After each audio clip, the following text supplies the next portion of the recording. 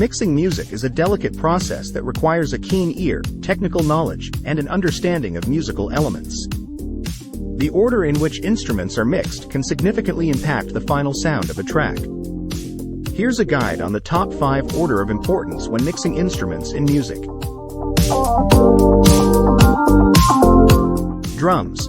The drums are often the first instrument to be mixed, as they form the rhythmic foundation of the track. The kick drum and snare are usually the most prominent elements, with the hi-hat, cymbals, and other percussion elements mixed in relation to them. Bass. The bass is typically mixed next, as it provides the harmonic foundation of the track and often plays in sync with the kick drum. The goal is to achieve a balance where the bass is powerful and clear without overwhelming the mix. Lead vocals. The lead vocals are usually the focal point of the song, so they are often mixed early in the process.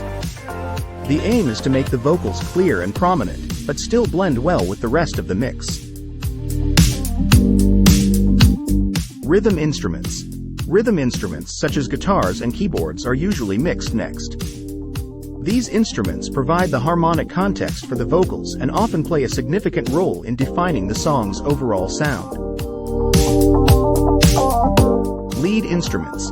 Lead instruments such as lead guitar, horns, or synthesizers are typically mixed last. These instruments often play the song's main riffs or solos, so they need to stand out in the mix.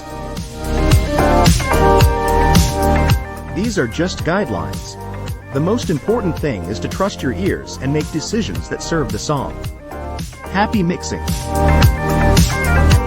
Please leave a comment with your own tips and what you would like us to cover next. Also tickle that like button and hit the bell and subscribe notification for more no-nonsense tips.